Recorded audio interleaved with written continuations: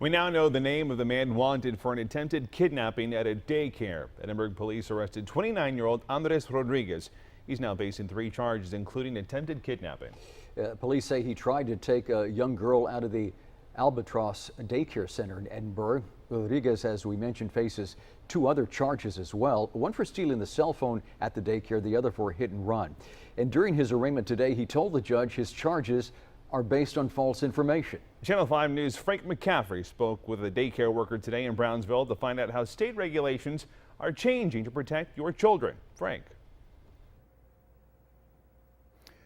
Members of the local daycare community that we spoke with today say they're shaken by what happened yesterday in Edinburg. You see, they know that they protect several of the children in the valley, and the thought of one of them being kidnapped is a nightmare. Ileana Lugo owns and operates a Brownsville daycare center and says it's scary to hear about the attempted kidnapping in Edinburg. That's something that the state has been working on for us to do new regulations on how we protect the children here. So it's actually scary when I heard about it, that now it's actually happening. Lugo says she's going through training on new state regulations, and now she'll focus on what to do when faced with an intruder.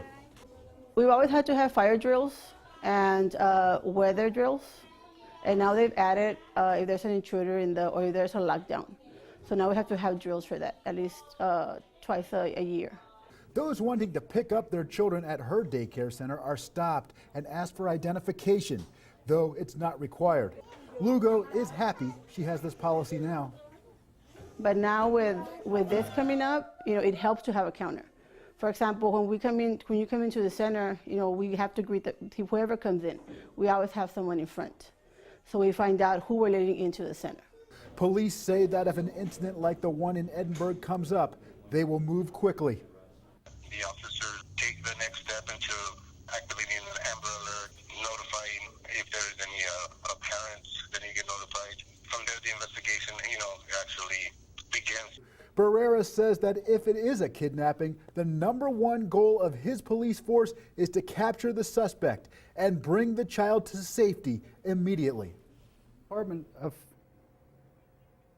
Texas Department of Family and Protective Services regulates all daycare operations in the state. Now, it lists Albatross in Edinburg as having a clean record with no administrative penalties.